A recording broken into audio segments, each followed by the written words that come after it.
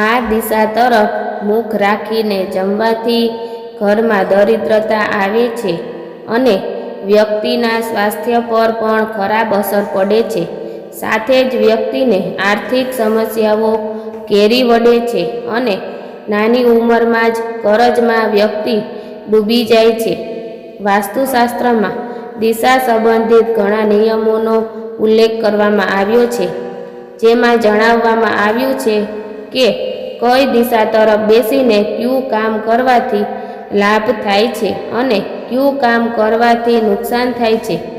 જ્યોતિષશાસ્ત્ર અનુસાર પણ વાસ્તુશાસ્ત્રના જ કેટલાક નિયમોનું જે વ્યક્તિ પાલન કરે છે તે તેના જીવનમાં દરેક પ્રકારની સુખ સુવિધા પ્રાપ્ત કરે છે. તેનાથી વિપરીત જો કેટલાક મહત્વના નિયમોનું ઘરમાં પાલન ન થતું હોય તો વ્યક્તિને આર્થિક સહિતની ઘણી સમસ્યાનો સામનો કરવો પડે છે. આમ તો વાસ્તુશાસ્ત્રમાં અનેક નિયમો જણાવવામાં આવ્યા છે, પરંતુ ખાસ અને મહત્વનો નિયમ વાસ્તુશાસ્ત્રમાં ભોજન સંબંધિત દર્શાવવામાં આવ્યો છે. વાસ્તુશાસ્ત્રમાં ભોજન કરવાની લઈને યોગ્ય દિશાનો ઉલ્લેખ કરવામાં આવ્યો છે. આજે તમને પણ જણાવીએ છીએ કે કઈ દિશા તરફ મોં રાખીને વ્યક્તિએ ભોજન કરવું જોઈએ. આ નિયમ ખૂબ જ મહત્વનો છે, કારણ કે જો આ નિયમનું ઘરમાં પાલન ન થતું હોય તો પણ ઘરમાં દરિદ્રતા વધે છે. સાથે જ વ્યક્તિની પ્રગતિ પણ અટકી જાય છે. કઈ દિશા તરફ ન રાખવું મુખ.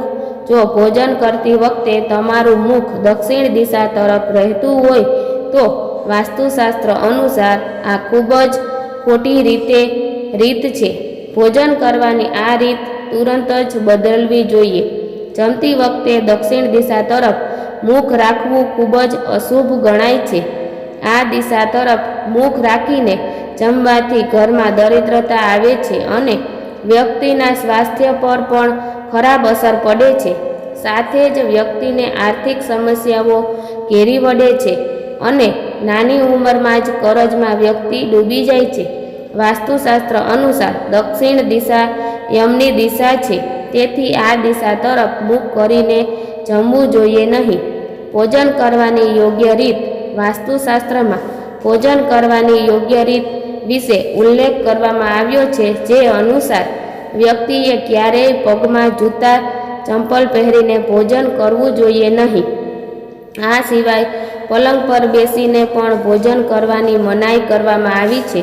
વાસ્તુશાસ્ત્ર અનુસાર ભોજન કરવાની સૌથી યોગ્ય રીત છે જમીન પર આસન પાથરીને બેસવું અને ભોજન કરવું.